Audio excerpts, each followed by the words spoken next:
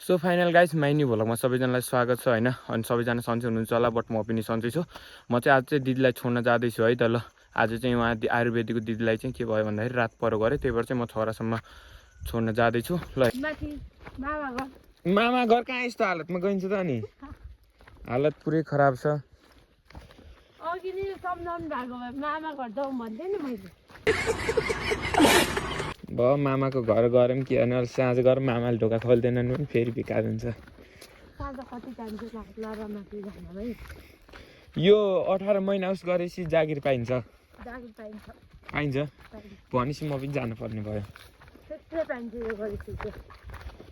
कहाँ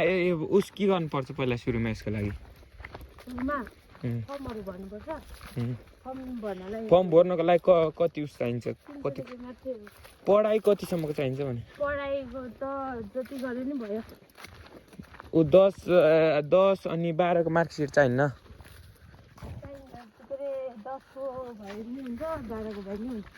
भनेपछि म गएँ काठमाडौँ जाँदासम्म त 5-6 हजार भाडा पुगिन्छ त्यो भन्दा त गाउँमै काम खोजिन्छ 5-6 हजारमा अनि कहाँ जाने अनि हेर्नु है उता चित्तो आउँछ लप्पल खोलेर झोला हालेर जानुलाई अब सुन्ने बित्तिकै कसममा झुट बोलेको होइन त्यो त हल्का चित्त लाग्छ के अस्ति नै पनि कति मान्छेहरूलाई उस घेरेर बुट्टामा चढेर बसेको थियो राति हामी आउँदा छरहरा आउँदैन हो के होइन झुट किन बोल्ने हो र हजुरसँग त्यही भएर चुप्प लाएर जानु होला के फेरि आउला कि पछि फेरि जङ्गल अरूको त डर छैन खासै हल्का डराउन त अब समथिङ दिन यता आएन तर चित्ताको अलि बहुत डर छ कि यो गहिरातिर बहुत चित्त लाग्छ क्या कहाँ माथिसम्म कहाँ तपाईँ कहाँ यहाँ माथि निस्किने हो त नि उहाँ पर यहाँ पुलसिमबाट सिधै पर गइन्छ हो त्यो सर्टकट निस्किने कि यहाँ माथि निस्किँदासम्म त हामी त उताको बोर्डरबाट पुगिन्छ त नि अहिले फेरि छोड्न मलाई आउने हो यता फेरि नआपार त मैले फेरि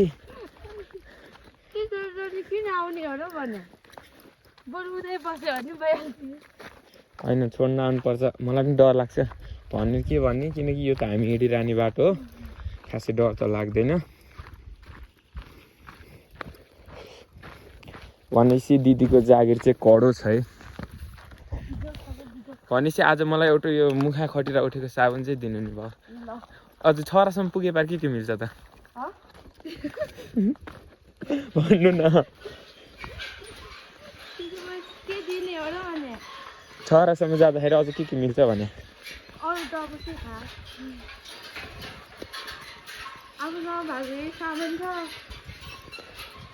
यति त जब मैले बेलामा गएँ कति खेतमा मोलहरू सार्थेँ अनि जब यो त केही पनि होइन मेरो लागि त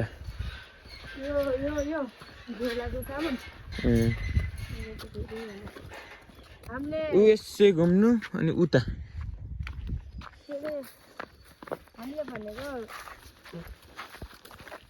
भोलि फेरि कता खात ड्युटी अनि म के अरे आफ्नो मर्जीले हिँड्ने होइन उहाँ ठाउँमा जा भनेर भन्नुहुन्छ सरले फोन गरेर हिजोको अस्ति एउटा दाइ आउनुभएको थियो एउटा त्यो मुख धोने त्यो निमको साबुन राखेको चाहिँ भन्थेँ कि मैले हाम्रो घरमा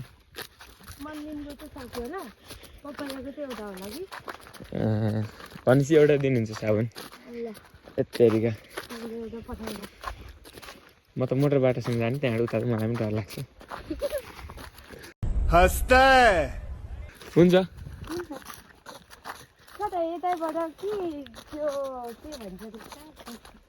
यो छ नि यो उतापट्टिको जङ्गल क्या हो त्यहाँ चाहिँ अलि बेसी चाहिँ डर लाग्छ क्या रातिको बेलामा त्यही भएर झ्याप कहीँ हिँड्दैन माथि बाटो अप्ठ्यारो छ क्या यताको फेरि यो बाटो त म बचपनैदेखि हिँडेको त नि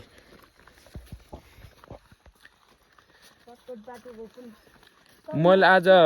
मर्निङ अफ नगरेको आज अलि साँझ गर्न पाउँदाखेरि खुसी लागिरहेछ त्यही पनि अहिले साँझ अलि चित्तल खाने कि भन्ने पनि डर लागिरहेछ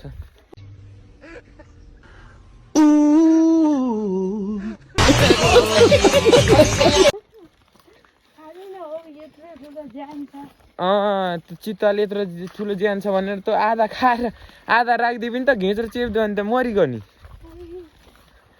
अनि बाँकी आधा शरीर रहेर के काम त्यही घरकालाई जलाउन काम लाग्ला अरू के काम लाग्छ र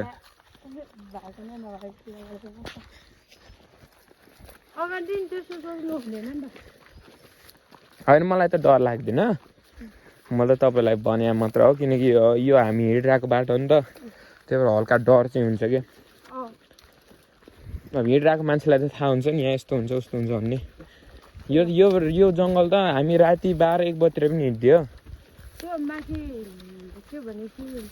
सुँगुरे ढुङ्गा छ ल हजुर सुँगुरे ढुङ्गा भन्ने ठाउँ छ त माथि कहाँ यो माथि त्यो के भन्ने ठाउँतिर भने कि कुकुर भुक्यो है सुँगुरे ढुङ्गा भन्दाखेरि सुँगुरे ढुङ्गा के भन्दछ यो माथि हो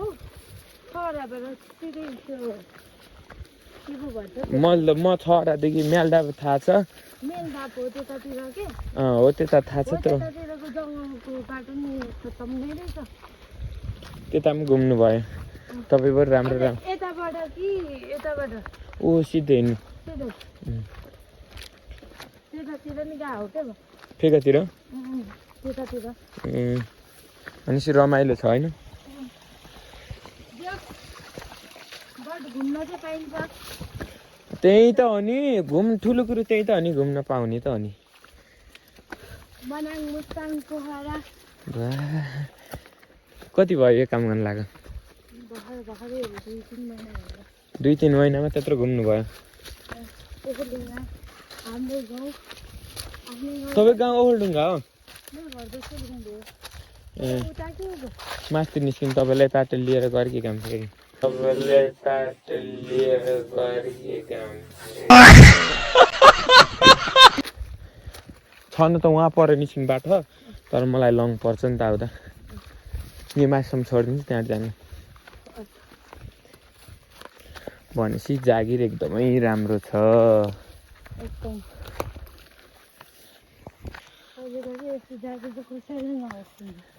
मलाई पऱ्यो हुन्थ्यो क्या त्यस्तो जागिर त नि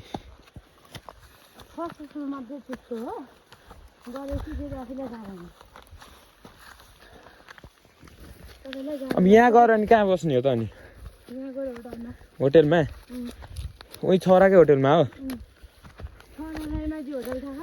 राईमाझी होटेल अनि तपाईँ मात्र बस्ने हो कि अरू पनि हो साथीहरू पनि अनि फेरि लिन बोलाउनु न त अनि बाइकमा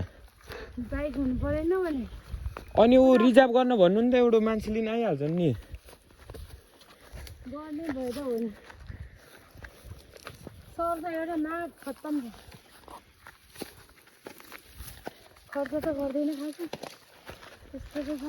यहाँ त जान सक्नुहुन्छ जनु यो मेन जङ्गल चाहिँ कटाइदियो अब यहाँ खासै ठुलो जङ्गल त छैन तर रोड हेरेर हिँड्नु होला सो फाइनल गाइज होइन मैले चाहिँ आज चाहिँ आयुर्वेदिक एउटा दिदीलाई छोड्नको लागि भन्दै गएको थिएँ नि त अनि त्यही भएर चाहिँ रात परिसक्यो हेर्नु न टाइम पनि पुरै ओधेर भइसक्यो भलक चाहिँ किन ओधेरमा